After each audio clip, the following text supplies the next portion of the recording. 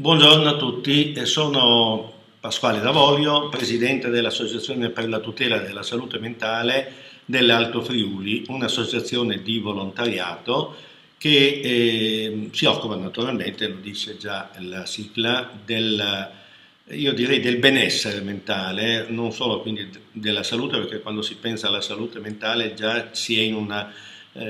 prospettiva diciamo di malattia, mentre sì, noi ci occupiamo certamente degli aspetti diciamo che riguardano i pazienti, ma diciamo che il nostro spettro si allarga a tutta la popolazione. Infatti la nostra associazione ATSAM, Associazione per la tutela della salute mentale, ripeto, è un'associazione che è nata sì per volontà di familiari, in questo caso sollecitati soprattutto dal responsabile del centro di salute mentale di Tolmezzo, in questo caso parlo della dottoressa Gon. Ripeto, già negli anni 90 quindi i genitori, i pazienti e i familiari si riunivano presso il centro di salute mentale e qui avevano modo appunto di dibattere, di parlare, di discutere di quelle che erano le problematiche che riguardavano il singolo ma che riguardavano diciamo un po' tutta la popolazione che era interessata direttamente, quindi ripeto, al problema della salute mentale. Ecco, da 10 anni ci siamo costituiti, io sono presidente solo da pochi anni, faccio parte di questa associazione, diciamo, come volontario,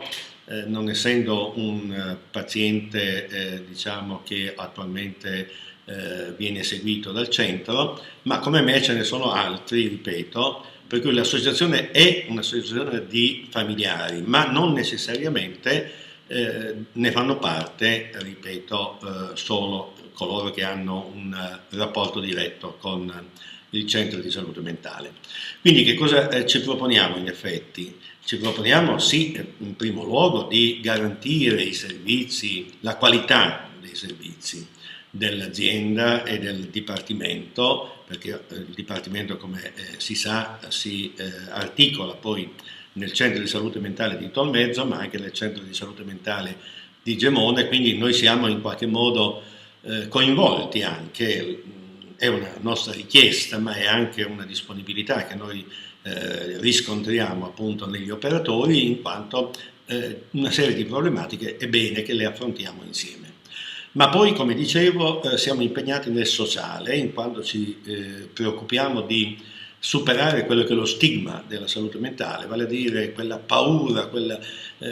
tutte quelle riserve che in effetti poi molti incontrano nel momento del disagio, nel momento prima ancora della malattia, e quindi su questo noi agiamo attraverso una serie di iniziative, diciamo di attività che riguardano l'intera popolazione, tanto per fare un esempio, attività di cineforum, attività di concerti, attività di teatro, in cui vogliamo che ci sia questa comunanza, ripeto, tra coloro che sono seguiti dal centro, ma anche coloro che o per volontariato o perché vivono una situazione di disagio temporaneo e quindi su questo noi agiamo. Naturalmente ci preoccupiamo della qualità dei servizi, come dicevo, siamo collegati alle associazioni di livello regionale e nazionale perché tante cose devono essere attuate non solo qui ma altrove, quindi questa collaborazione ci serve. Ecco, noi speriamo, ripeto, che non solo coloro che soffrono in questo momento, ma tutti coloro che avvertono una necessità rivolta a superare le situazioni di disagio si avvicinano alla nostra associazione, in maniera tale che noi ci facciamo portatori di esigenze, di problemi, di aspettative, di tutto quello che in effetti la popolazione, i giovani ma anche gli anziani possono aver bisogno. Per chi avesse così voglia, desiderio, bisogno, può rivolgersi appunto a noi. Noi disponiamo di un indirizzo elettronico, di una mail che è appunto @libero.it,